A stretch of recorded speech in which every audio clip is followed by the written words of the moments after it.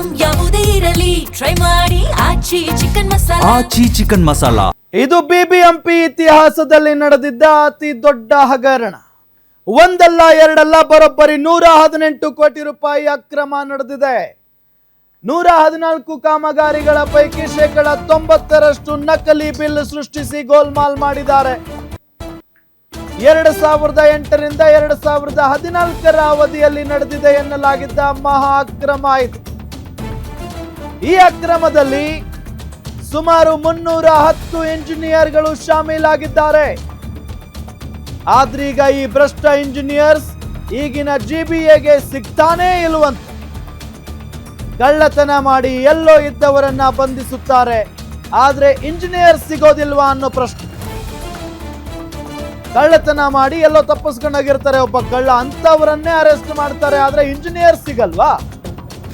ಭ್ರಷ್ಟಾಚಾರದ ಬಗ್ಗೆ ವರದಿ ನೀಡಿದ ನಿವೃತ್ತ ನ್ಯಾಯಮೂರ್ತಿ ನಾಗಮೋಹನ್ ದಾಸ್ ಸಮಿತಿ ಅಕ್ರಮವೆಸಗಿದ 310 ಇಂಜಿನಿಯರ್ಗಳಿಗೆ ನೋಟಿಸ್ ಜಾರಿ ಮಾಡಿದೆ. ಈಗ ಜಿಬಿಎ 2009ರಿಂದ 2014ರವರೆಗೆ ಕೆಲಸ ನಿರ್ವಹಿಸಿದ್ರು ಆ ಇಂಜಿನಿಯರ್ಗಳಿಗೆ ನೋಟಿಸ್ ಅನ್ನು ನೀಡಲಾಗಿದೆ. ಈ ಹಿಂದೆ ನಗರಾಭಿವೃದ್ಧಿ ನೀಡಿದ್ದ ನೋಟಿಸ್ಗೆ ಅಥವಾ ನಗರಾಭಿವೃದ್ಧಿ ಇಲಾಖೆ ನೀಡಿದ್ದ ನೋಟಿಸ್ಗೆ ಪ್ರತಿಕ್ರಿಯೆ ನೀಡಿರಲಿಲ್ಲ ಇಂಜಿನಿಯರ್ಸ್. ಒಂದು ಹಳೆ ಕೇಸು 2010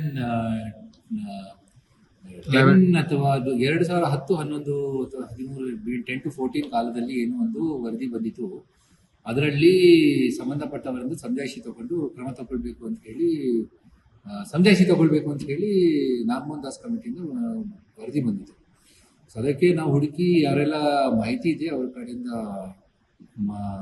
ಉತ್ತರ ತಗೊಂಡು, ಆಮೇಲೆ ಯಾರಾದರೂ ಸಿಗ್ತಾ ಇಲ್ಲ ಸಂಬಂಧಪಟ್ಟ ಇಲಾಖೆಗೆ ಮತ್ತೆ ಪಬ್ಲಿಕ್ ನೋಟಿಫಿಕೇಶನ್ ಕೊಟ್ಬಿಟ್ಟು ಅವ್ರು ಏನಾದರೂ ಉತ್ತರ ಕೊಡ್ಲಿಕ್ಕೆ ಅವಕಾಶ ಇದ್ರೆ ನಾವು ಅದನ್ನ ತಗೊಂಡು ಆಮೇಲೆ ಸೂಕ್ತ ಕ್ರಮ ತಗೊಂಡು. ಇಂಜಿನಿಯರ್ ಅಡ್ರೆಸ್ ಅಥವಾ ಆ ಥರದ್ದೇನಿಲ್ಲ? ಡಿಪೆಂಡ್ಸ್. ಕೆಲವು ಜನರು ರಿಟೈರ್ ಆಗಿರ್ಬೋದು, ಕೆಲವು ಜನರು ಇದ್ದಾರೆ, ಕೆಲವು ಜನರು ಬೇರೆ ಕಡೆ ಹೋಗಿದ್ದಾರೆ. ಅದಕ್ಕೆ ಸಂಬಂಧಪಟ್ಟ ಇಲಾಖೆ ಮುಖಾಂತರ ಸಹ ನಾವು ಕೊಟ್ಟಿದ್ದೇವೆ. ಎಲ್ಲಿ ಅವಕಾಶ ಇದೆ, ಕೆಲವು ಜಾಗದಲ್ಲಿ ಎಲ್ಲಿ ನಮಗೆ ಮಾಹಿತಿ public notice by way of safety issued so that we get everybody to say that ನಾವು ಅವರಿಗೆ ತಲುಪಿಸ್ತೇವೆ. ಅಧಿಕಾರಿಗಳು ಈಗ ಬೇರೆ ಕಡೆಯಿಂದ ಬಂದಾಗ, ಇಲಾಖೆಯಿಂದ ಇಲ್ಲ ಒಂದು ಇಲಾಖೆ ಟ್ರಾನ್ಸ್ಫರ್ ಆಗಿ ಬಂದಾಗ ಅವರು ಡೀಟೇಲ್ಸ್ ಡೀಟೇಲ್ಸ್ ತಗೊಳ್ತೇವೆ. But lot of times their last known address ಏನಾದರೂ ಚೇಂಜ್ ಆಗ್ಬಿಟ್ರೆ, ಎಸ್ಪೆಷಲಿ ಇದೇ ವಿಚಾರಕ್ಕೆ ಸಂಬಂಧಪಟ್ಟಂತೆ ಡೀಟೇಲ್ಸ್ ಕೊಡ್ತಾರೆ ನಮ್ಮ ಮೆಟ್ರೋ ಬ್ಯೂರೋ ಹೆಡ್ ಉಲ್ಲಾಸ್ ನೇರ ಸಂಪರ್ಕದಲ್ಲಿ ಜಾಯ್ನ್ ಆಗ್ತಾ ಇದ್ದಾರೆ. ಉಲ್ಲಾಸ್, ಏನ್ ಅಕ್ರಮ ಇದು? ಎಷ್ಟು ಕೋಟಿ ಅಕ್ರಮ, ಜೊತೆಗೆ ಯಾರೆಲ್ಲ ಶಾಮೀಲಾಗಿದ್ದಾರೆ ಇದರಲ್ಲಿ? ಡೀಟೇಲ್ಸ್ ಕೊಡ್ತಾ ಹೋಗೋದಾದ್ರೆ.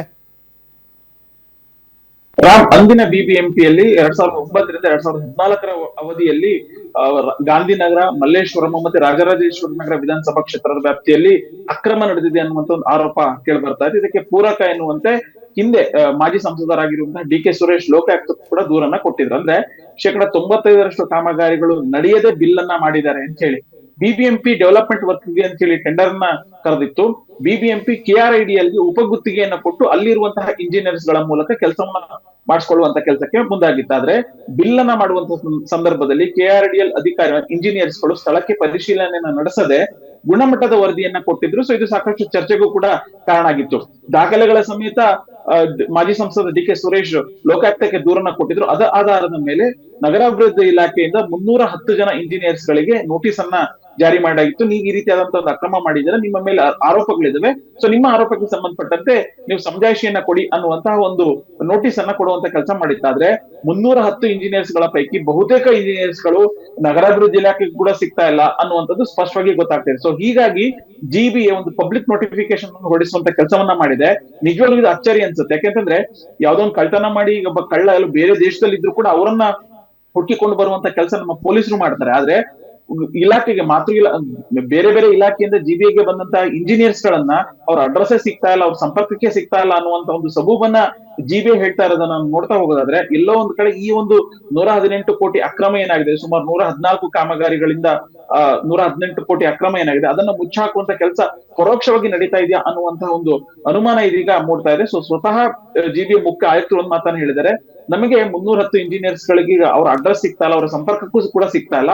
ಸೊ ಹೀಗಾಗಿ ನಾವು ಪಬ್ಲಿಕ್ ನೋಟಿಫಿಕೇಶನ್ ಅನ್ನ ಹೊರಡಿಸಿದೀವಿ. ಈ ನೋಟಿಫಿಕೇಶನ್ ಹೊರಡಿಸಿದ 15 ದಿನಗಳ ಒಳಗಡೆ ಅವರು ಖುದ್ದು ಹಾಜರಾಗಿ ಲಿಖಿತವಾದಂತ ಒಂದು ಹೇಳಿಕೆಯನ್ನ ಕೊಡಬೇಕು ಅನ್ನುವಂತಹ ಒಂದು ಮಾತನ್ನ ಹೇಳ್ತಾ ಇದೆ. ಸೊ 15 ದಿನದ ನಂತರ ಅವರು ಯಾವುದೇ ರೀತಿಯಾದಂತಹ ಒಂದು ಸಂಪರ್ಕಕ್ಕೆ ಸಿಗ್ಲಿಲ್ಲ ಅಂತಂದ್ರೆ ಅವ್ರ ಮೇಲೆ ಯಾವ ರೀತಿಯಾದಂತಹ ಆಕ್ಷನ್ ಆಗುತ್ತೆ ಅನ್ನುವಂತಹ ಒಂದು ಪ್ರಶ್ನೆಗೆ ಜಿಬಿಎ ಬಳಿ ಉತ್ತರನೇ ಇಲ್ಲ.